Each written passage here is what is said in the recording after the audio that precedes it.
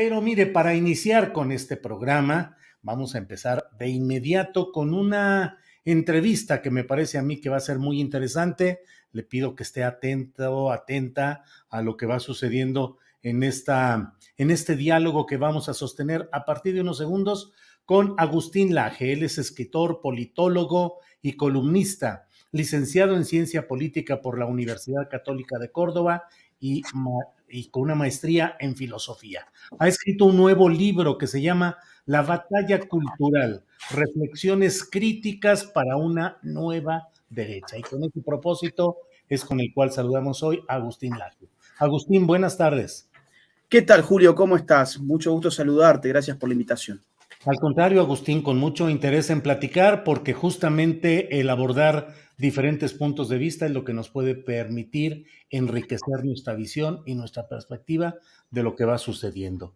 Agustín, leo con cuidado algunas partes del libro y me pregunto, el hecho de proponer una nueva derecha y una batalla cultural implica reconocer que la derecha ha sido inculta hasta ahora, suficientemente ignorante en materia política y por ello no ha tenido los resultados políticos y electorales que desea? Mira, en gran medida sí. Las derechas, o lo que yo ya llamo las viejas centro-derechas, las podemos representar. No voy a hablar de México porque estoy en México y no puedo hacerlo por el artículo 33 de la Constitución, con lo cual ustedes piensen sus ejemplos dentro de México, yo les voy a dar de otros países. Por ejemplo, en Argentina, la vieja centro-derecha puede ser el macrismo. En Chile, la vieja centro-derecha, el piñerismo. En España, el PP, por ejemplo. Entonces, estas derechas se caracterizan por desinteresarse de lo cultural. Entender que la cultura es un conjunto de símbolos, de inmaterialidades que no hacen sustantivamente al proceso político, que no hacen sustantivamente a la construcción del voto y que se las pudieron, sin mayores trámites, entregar a sus enemigos para que sus enemigos hicieran lo que quisieran con la cultura.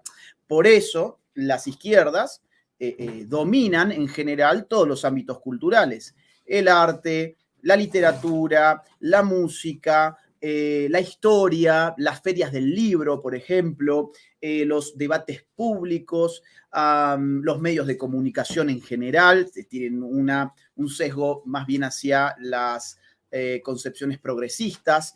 Y esto fue porque la derecha pensaba que mientras la economía marchara bien, todo lo demás estaba dado por añadidura. El ejemplo clarísimo al respecto sobre esto es Chile. En Chile, con un sistema económico muy sano, una envidia para muchos países de la región, como por ejemplo el mío, Argentina, nosotros somos vecinos de Chile, los envidiamos siempre por el sistema económico, por que no tengan inflación, su PBI por cápita es altísimo, la reducción del índice de Gini, etcétera. Y sin embargo, por motivos culturales que la derecha nunca abordó en Chile, terminan hoy con una convención constituyente que promete tirar por la borda el esquema arquitectónico, jurídico, político y económico chileno. ¿Por qué? El dejado por Augusto Pinochet. Exactamente, exactamente. O sea, ¿reivindicas pues la figura de Pinochet? Bueno, yo lo que reivindico es el sistema económico que fundaron los Chicago Boys en Chile, que tuvieron una participación clara en el gobierno de Augusto Pinochet. ¿Derivado de ese golpe de Estado que supongo que no condenas? Bueno, digamos, antes de Augusto Pinochet había una situación crítica en Chile. El gobierno de Salvador Allende fue un gobierno neodictatorial, anticipó lo que fue el chavismo en la región, es decir, es un adelanto de lo que es Chávez, por eso siempre la figura de Allende es tomada por el socialismo de nuestro siglo como emblema de lo que había que hacer, que no era guerra de guerrillas, sino que era meterse por la democracia para destruir el sistema republicano, con lo cual hay que ver un poco más la historia de cerca, cuáles son las responsabilidades que no fueron solo militares en el caso chileno. Pero en concreto, si reivindicas, pues, estás a favor de la figura histórica del general Augusto Pinochet. No en lo que hace a la violación de los derechos humanos, sí en lo que hace a la reestructuración económica de Chile. El golpe militar sí, pues. ¿Contra Salvador Allende, que era un agente de Fidel Castro? Sí, por supuesto. Fidel Castro sigue, la familia Castro sigue en el poder después de más de medio siglo, ¿sí? Y eso es porque las dictaduras de izquierdas nunca tienen un término claro.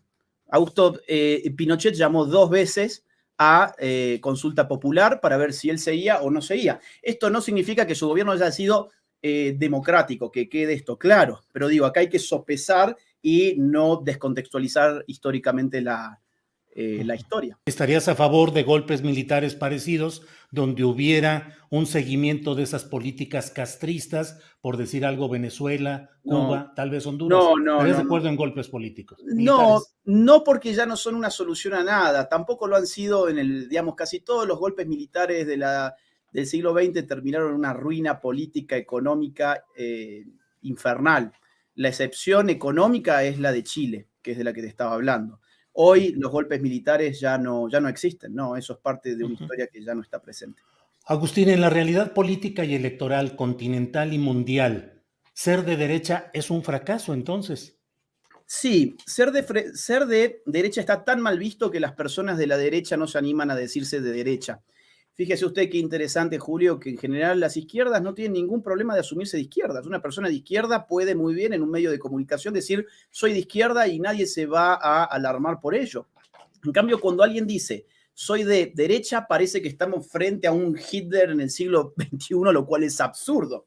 La gran pregunta que yo hago es, ¿por qué? Digamos, con los 100 millones de muertos que se llevó el comunismo en el siglo XX, ¿por qué con el fracaso económico de las ideas de izquierdas que los tenemos, no en el siglo XX, sino incluso las podemos ver hoy en Venezuela, que es un país riquísimo en recursos naturales, petróleo sobre todo, y que tiene un 98% de pobres?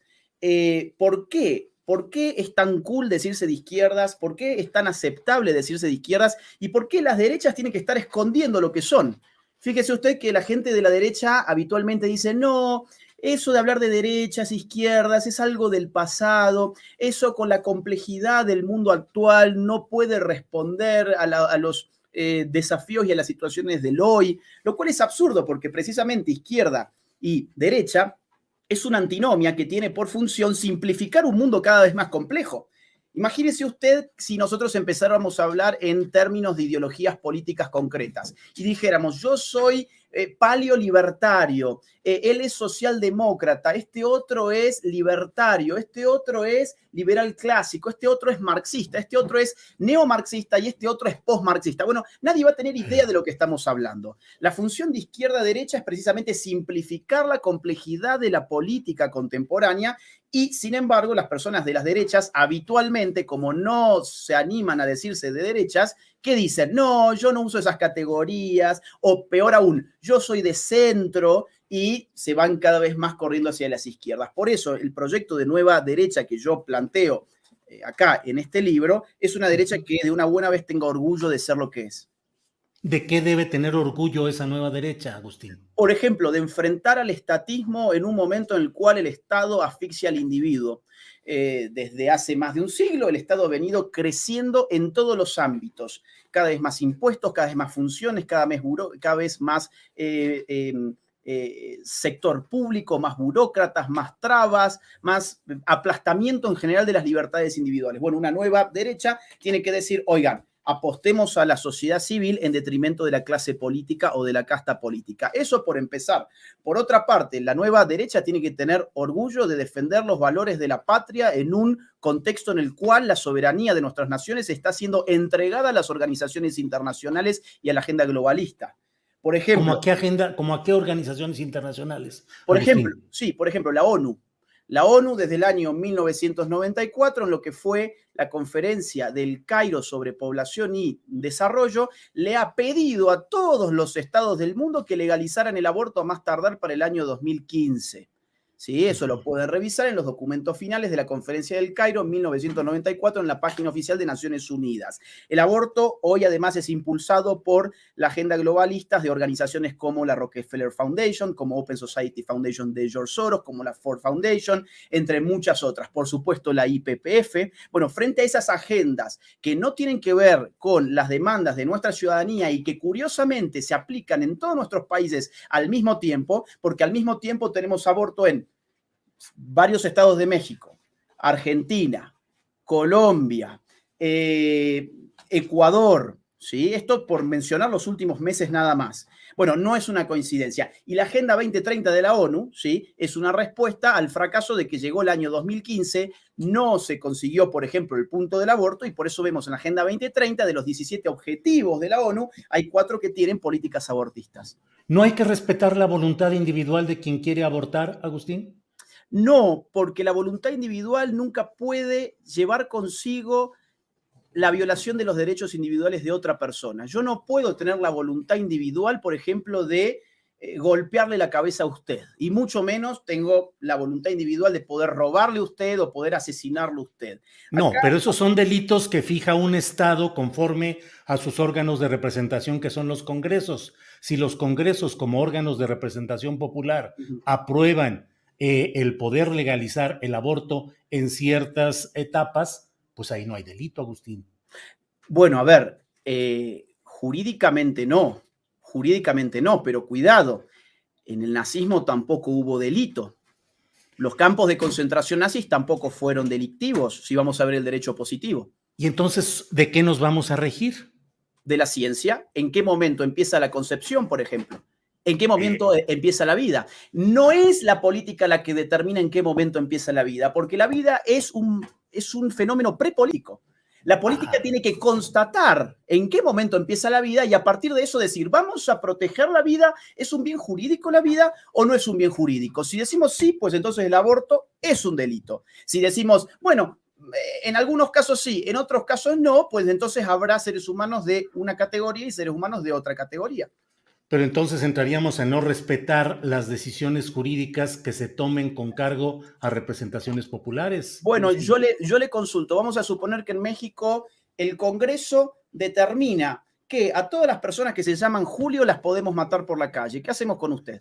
No, pero eso es llevar a un extremo aberrante, no No, se trata de eso. no, señor, si yo estoy usando su misma lógica. Usted No. parte de la lógica de que la voluntad soberana del pueblo puede legislar lo que sea. ¿Por qué no ¿Usted cree podemos matar a que las un personas? congreso va a votar todos los que se llamen Julio los vamos a matar? No. Lo que Bueno, están a ver, diciendo es en perdón, determinadas perdón. circunstancias. A Perdón, ver, perdón, lo han adelante. hecho lo han hecho con la raza. ¿Por qué no lo van a hacer con los Julios?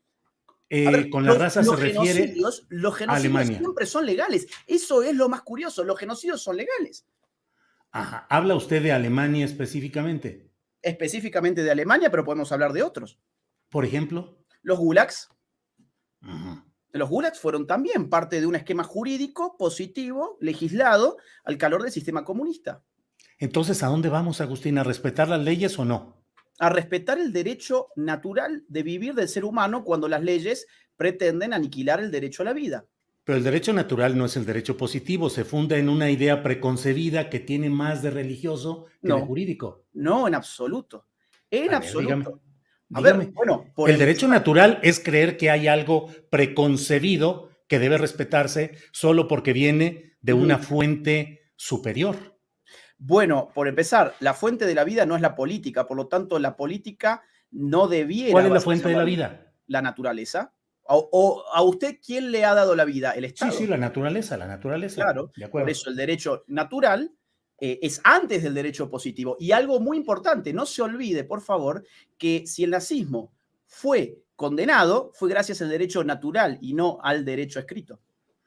Agustín, ¿por qué todas estas ideas chocan con una realidad, me parece a mí, galopante de una identidad, por ejemplo, el lenguaje inclusivo, los movimientos lesbo, gay y todas las siglas que se ponen ahí, el lobby, es decir, la presencia y la gestión de estos intereses en diferentes espacios? ¿Cree usted que estamos en presencia de una especie de poder apabullante, de disidencias y nuevas izquierdas que están aplastando pensamientos como el suyo? Sí, y son en general militancias bastante minoritarias, ridículas, pero muy bien apoyadas por los medios de comunicación, muy bien apoyadas por los estados y muy bien apoyadas por las grandes tecnológicas, que por ejemplo ellos jamás les bajan ninguna cuenta de internet y a los que resistimos sí que nos la bajan, y es muy bien apoyada también por los centros del poder global como Naciones Unidas. Vamos a ver, el lenguaje inclusivo. ¿Qué tiene que ver el lenguaje inclusivo con las necesidades de la población? Vamos a ver México, por ejemplo. Identificar y precisar un segmento de población que no se identifica con lo binario. Es un problema de ellos. A mí la ley no me tiene Bueno. no me tiene por qué obligar a mí a la ley a hablar conforme a una percepción que me es ajena. Si usted No, me pero dice, la ley no obliga a eso. ¿cómo que no? Donde esto avanza, por ejemplo, en distintos estados norteamericanos, en Canadá, en sitios de Europa, ya hay multas para las personas que no se refieran a una persona de acuerdo a un pronombre de género específico.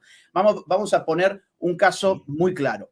En California, hay $250.000 de multa hoy en California, hasta $250.000 de multa por usar un pronombre de género equivocado. De modo que, supongamos que yo me autopercibo Agustina y usted, Julio, se refiere a mí como él en vez de ella, y nosotros estamos en California. Pues yo lo puedo demandar a usted y meterle una multa de hasta $250.000. Entonces, Es que yo debe... sí, Perdón, dígame. perdón, adelante, adelante. No. Entonces digo, evidentemente, una persona tiene todo el derecho del mundo a autopercibirse como quiera. Yo no tengo ningún cuidado de si usted se quiere autopercibir como Julio, como Julia, como lo que a usted le guste. Ahora, lo que no existe es el derecho de obligar a otra persona a modificar inclusive su lenguaje para cumplir los caprichos de una minoría. Es que usted está utilizando su lenguaje para violentar la decisión de una persona que se asume de cierta manera. No, porque él se puede seguir asumiendo de esa manera al margen de cómo yo le hable. Ahora, yo no puedo seguir hablando a mi manera precisamente porque esa persona hizo un lobby político en el Estado y el Estado me reprime a mí por hablar a mi manera. A ver, es muy peligroso poner al Estado a ordenar lingüísticamente las relaciones comunicativas. Es totalmente peligroso, estatista, colectivista, totalitario, es una locura. Entonces, si una persona se autopercibe de una manera, muy bien, perfecto, allá él, adelante. Es como que yo diga, oiga, Julio, usted me oprime a mí cuando, vamos a suponer, yo no conozco su fe, vamos a suponer, usted es ateo y usted me dice, yo leo a Karl Marx y yo creo que la religión es el opio de los pueblos. Ay, bueno, no, prohibamos a Karl Marx. Vamos a multar a Julio porque él está hiriendo mi sensibilidad, él está hiriendo mi identidad como un hombre de fe. No, evidentemente en una sociedad plural y libre, las personas tienen derecho a hablar, a pensar y a expresarse como les plazca. Hay un límite, obviamente, a todo eso. El límite es que yo no puedo decir, oigan, mire, como Julio tiene otra autopercepción, vamos a hacer una, digamos, una reunión pública para arrojarle piedras. O usted no puede decir, como Agustín Laje tiene una determinada fe, vamos a hacer una reunión pública para tirarle huevos. Bueno, ese es un límite, evidentemente, pero usted puede opinar que es absurdo creer en un Dios y yo puedo opinar que es absurdo creer que el sexo se puede cambiar con simplemente creerse uno mismo que es de otro sexo. Agustín, digo, desde luego aquí están los entrevistados para dar sus puntos de vista Sí, y siempre será respetado se lo lo que agradezco se mucho. plantea. Así es que ha dado usted toda la explicación, la he escuchado y adelante. ¿Qué ejemplo nos puede dar de lo que puede ser esta nueva derecha? ¿Qué gobernante, qué figura para tener muy claro hacia dónde tiende lo que usted plantea como una batalla cultural e incluso dice guerrilleros de la cultura? Sí, a mí me gusta el término guerrilla porque el término guerrilla implica asimetría, ¿no? Claro.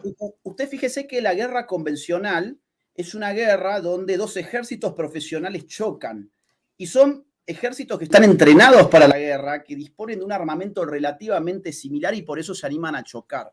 En cambio, la guerra de guerrillas se da cuando un grupo de la población que no está bien armada, no está bien entrenada, tiene que buscar tácticas irregulares para poder llevar adelante sus luchas, sus combates. Por eso los guerrilleros, por ejemplo, se esconden en el monte, porque ahí se hacen fuertes. Bueno, yo uso eso como una metáfora, así que no se vaya a entender que yo estoy llamando a la gente a levantarse en armas, porque ese no es el fin en absoluto y eso tiene que quedar totalmente claro. Ya lo vi de dirigente del Frente Internacional de Liberación de la Derecha, Agustín Laje. y yo me pongo como una boina Sí, guevarista, así ¿no? es, así es, Quedaría así bien, es. quedaría bien. Ya la, Así ya la es. voy a empezar a usar cuando hable más sobre este libro. Mire, entonces, ¿por qué guerrillero cultural? Y porque el guerrillero cultural es una persona que no es dueño de un medio de comunicación, no es el dueño de un diario, no es el dueño de un teatro, no es un productor de cine, no es el dueño de Netflix, pero dice, ¿sabe qué? Yo tengo un celular.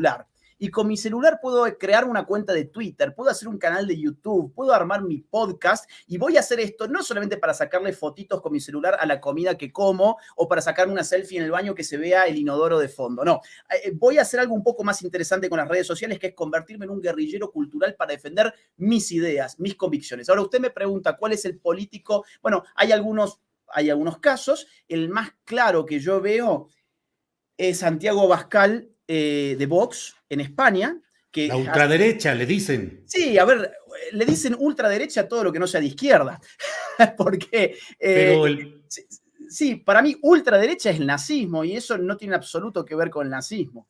Es un efecto mediático decirle ultraderecha. Es de derecha de verdad. Si uno lo compara con el PP se corrió el centro, por lo tanto Vox quedó en la derecha. O por ejemplo, en Argentina, Javier Milei.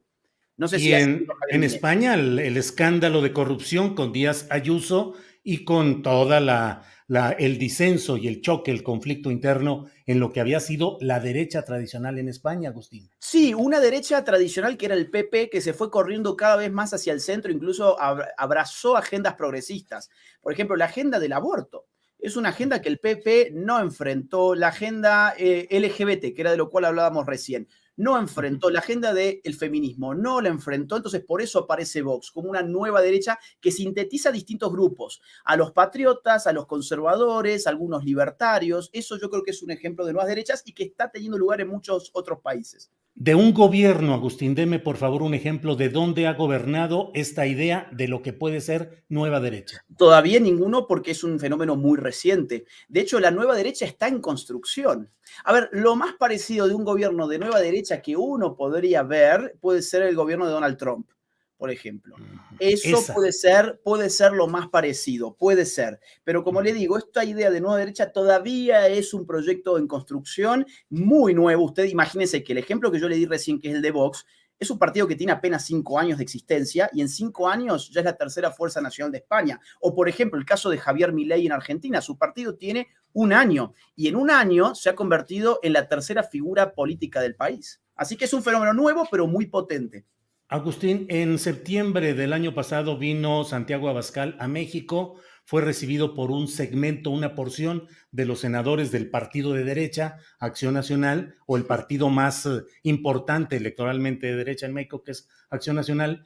Lili Telles fue una de las asistentes y dijo, firmé la Carta a Madrid porque es un contrapeso al Foro de Sao Paulo. Fue a título personal. No tengo alianza de ningún tipo con Vox. Detesto los extremismos, la homofobia, el antisemitismo, el racismo y el nacionalismo. Y usted le contestó, querida Lili, Vox no es antisemita ni racista. Estar en contra de la inmigración ilegal no es racismo. De la misma forma, estar contra la ideología de género no vuelve a uno homofóbico. Esas son meras acusaciones de la prensa progre. ¿Cómo va todo eso aquí en México, Agustín? Bueno, le cuento que esto que dice Lili Telles, yo lamento que lo haya dicho porque es una muestra de que no conoce lo que es Vox. Son acusaciones totalmente gratuitas. Yo soy latinoamericano y en Vox me han recibido siempre de una manera espectacular. Vox tiene candidatos que son de color, tiene candidatos homosexuales, nunca han hecho una sola palabra antisemita, no existe. Eso es un ataque burdo e ignorante. O sea, yo la verdad que lamento mucho que Lili Telles haya dicho esto, pero yo quisiera contarle, si usted me lo permite, algo que no fue dicho, porque yo estuve en esa Sí, reunión. Yo sí, fui señor. convocado a esa misma reunión, que fue en el Senado, ¿sí? Porque se iba a lanzar un proyecto de un senador del PAN. Ese proyecto era para tratar de ayudar a la mujer en estado vulnerable que no desea hacerse un aborto. La idea de ese proyecto era, bueno, oigan, no puede ser que el Estado lo único que le pueda ofrecer a una mujer vulnerable, embarazada, sea un aborto. Queremos que a las que apuestan por la vida, el Estado les pueda dar una solución efectiva. Bueno, de eso iba ese proyecto. Ahora, fíjese que para eso fuimos convocados muchas personas a dar explicaciones teóricas en mi caso. Fue la gente de Vox y fueron incluso mujeres vulnerables mexicanas a contar su situación personal. Fue una cosa sumamente emotiva y sumamente importante. ¿Sabe qué hicieron los senadores y los diputados que allí fueron? ¿Se echaron para atrás? Se pararon en la foto, no se quedaron a escuchar una sola intervención. Terminamos hablando entre nosotros y ellos se fueron. Se fueron. Entonces, digamos, usted me dice el PAN. Bueno, el PAN no entra, por lo menos en mis consideraciones, dentro de lo que es la derecha. El PAN es un partido tradicional, con sus principios totalmente lavados. En muchos casos, muchos políticos del PAN ya ni siquiera los respetan, sino todo lo contrario, los vulneran. Las bases del PAN están cada vez más hastiadas del PAN y de eso yo le puedo dar fe personal. Yo he estado dando una conferencia en un centro del PAN, no le puedo decir ahora dónde, pero fue muy importante, fueron muchas personas del PAN, y yo me dediqué en esa conferencia a atacar al PAN. Y los militantes del PAN estallaron en aplausos en cada ataque que yo hacía del PAN. Y estamos hablando de un auditorio de 400 personas, no de 30. Entonces, ¿y cuáles eran sustancialmente sus ataques, Agustín? Mis ataques son que estas personas han abandonado la cultura, se han dedicado a hacer la politiquería barata, no les importaron sus principios, apenas la prensa los empezó a acusar de aliados de Vox sin tener idea ni lo que es Vox, ni conocer qué es Vox, salieron a tratar de despegarse, siempre tratando de quedar bien con la prensa progre, siempre tratando de quedar bien con aquellos que no los van a votar en su vida y traicionando por añadidura a aquellos que conforman su base militante y aquellos que respetan y adhieren a las ideas fundadoras, por lo menos, del PAN. Entonces, digamos, ese era mi juicio y se ve que fue un juicio compartido, no digo por todo el PAN, porque no es representativo mi experiencia, pero en ese lugar, que fue en un lugar de Baja California, el auditorio de 400 militantes del PAN aplaudieron. Entonces, evidentemente acá se está armando un vacío político donde hay gente que reclama una derecha más consustanciada, con las ideas, más sustanciosa, y en cualquier momento yo no descarto que se pueda armar algún partido político nuevo. Yo sé que la ley electoral que ustedes tienen es bastante complicada, pero no habría que descartarlo. Agustín, como decimos en México, entonces está frita la derecha en México, porque si el PAN es lo que usted nos dice y una opción ha sido la de Margarita Zavala y Felipe Calderón con su proyecto llamado México Libre, que quiso ser partido, y que la Fundación Libre, que usted forma parte directiva de ella, en su momento, hace 2 años creo, señalaron que les habían robado a ustedes el logotipo, la idea, el lema, y la fundación que usted dirige o de la que forma parte directiva dijo que si eso era lo que proponían, que usted no se podría imaginar lo que sería este grupo con Margarita como presidenta.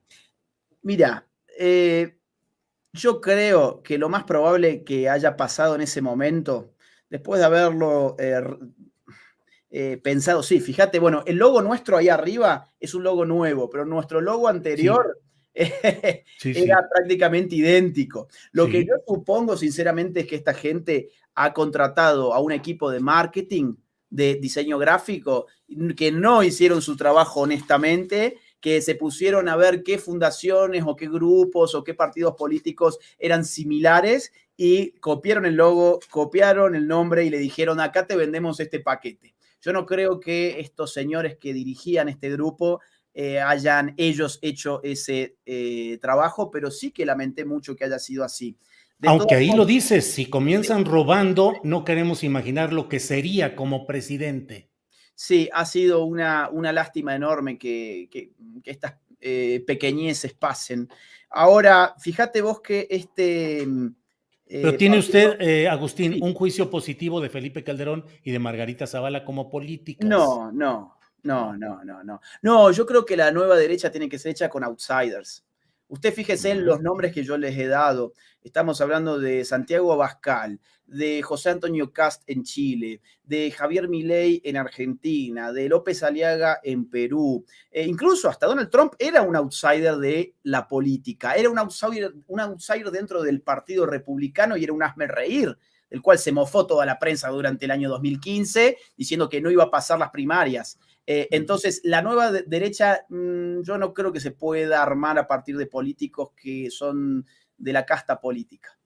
No le corte la secuencia, por favor. Agustín iba dando nombres de personajes en cada país. ¿Y en México? En México tienen un problema enorme que es la ley electoral. Es decir, Bueno, pero podría haber líderes. sí, hay líderes, pero ¿Quién? Uno. Eduardo Verástegui. Yo creo que Eduardo Verástegui, él tiene algunos condimentos muy interesantes. Por ejemplo, vamos a ver, es joven. Si usted ve los ejemplos que yo le he dado de las nuevas derechas, en general son personas relativamente jóvenes. No Donald Trump, pero el resto de los casos, Santiago Abascal, Javier Milei, sí, son personas jóvenes. Número 2, es un outsider de la política. Es decir, él se ha dedicado a la televisión, al cine, incluso no sé si ha grabado alguna canción. No conozco mucho su vida artística, pero tengo entendido que viene de esos lares. Actor, activista contra el aborto, Exacto. relacionado con grupos católicos. Bueno, y ese es el tercer punto, que él tiene un activismo social que es reconocido por mucha gente, es decir, no es un desconocido outsider, es un outsider de la política, pero conocido en un sector. Ahora, esto es muy importante. El proyecto de Nueva Derecha, por lo menos que yo pienso en este libro, no es un proyecto religioso ni sectario.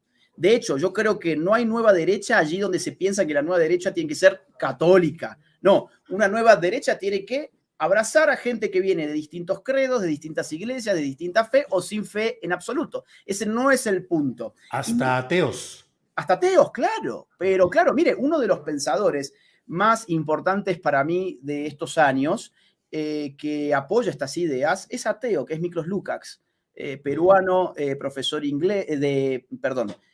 profesor en Manchester. Y bueno, es ateo y no hay ningún problema. O sea, no creo que se tenga que hacer de esto una iglesia. Eso sería ridículo. Bien. O Pues por Agustín, ejemplo, sí, perdón. Carlos Leal es otro nombre que yo le puedo dar. Carlos Leal, no Leal. sé si le suena, Sí, lo diputado. entrevisté hace Ok. meses. Bueno, Carlos Sí. Leal está armando un partido político nuevo que se llama Creemos. Baja Californiano. No, en Nuevo León. En Nuevo León. Ah, sí, en Nuevo León. En Nuevo León. Fue diputado local. Sí, Ahí, sí. exacto. Y bueno, él tiene una visión muy similar de lo que hay que hacerse. Ha tenido además una cobertura mediática interesante porque ha pateado el tablero de los consensos progres que han habido en general. Entonces creo que es una figura que yo sigo de bastante cerca también. Bien, Agustín, pues llevamos ya más de media hora en esta plática que ha sido muy interesante. Le agradezco su amabilidad y espero, ojalá, un poco más adelante que ya se haga un debate más amplio sobre su libro, Me podamos volver encantaría. a platicar sobre otros temas. Me encantaría.